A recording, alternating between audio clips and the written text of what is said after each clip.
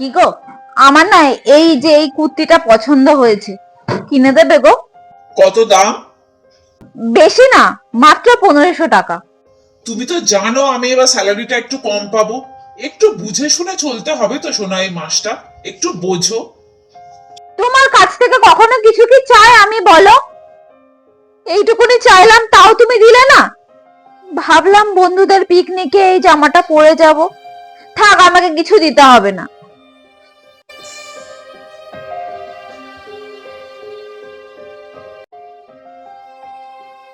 সত্যিই তো তুমি আমার কাছ থেকে কখনো কিছুই চাও না। এইটুকুনি আবদার তোমার আমি মেটাবো না?